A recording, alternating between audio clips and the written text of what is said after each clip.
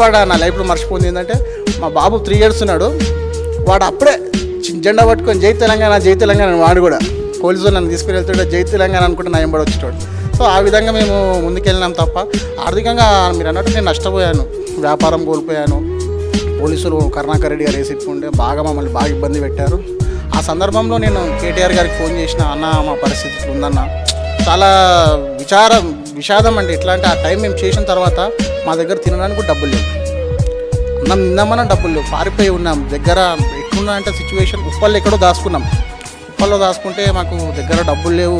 సిటీకి వస్తే ఎక్కడ మమ్మల్ని పట్టుకుంటారు, ఇక్కడ ఏం చేస్తారు అని ఒక భయము, అలజడి, ఫ్యామిలీ ఎట్లుందో, ఫోన్ ట్రేస్ అవుతున్నాయి, అందరినీ పట్టుకున్న తర్వాత మేము వచ్చేసి ఇంకా సిలిండర్ అయిపోతే ఇంకా జైలుకి వెళ్ళాము.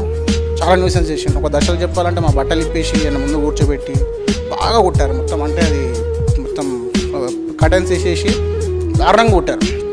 ఎంత దారుణంగా కొట్టిరంటే అది చెప్పుకోలేము. కొట్టి బాగా హింస పెట్టారు మమ్మల్ని. రాత్రి అంతా ఫుడ్ లేకుండా. ఎంత ఉన్నారు అప్పుడు?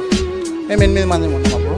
రాత్రి అంతా ఫుడ్ లేకుండా లాకప్లో అదే కడ్రాయర్ పైన కూర్చోబెట్టి ఫుడ్ పెట్టకుండా లాకప్లో అంతెంత దొడ్డు నల్లి పురుగులు, దోమలు 4 రోజులు.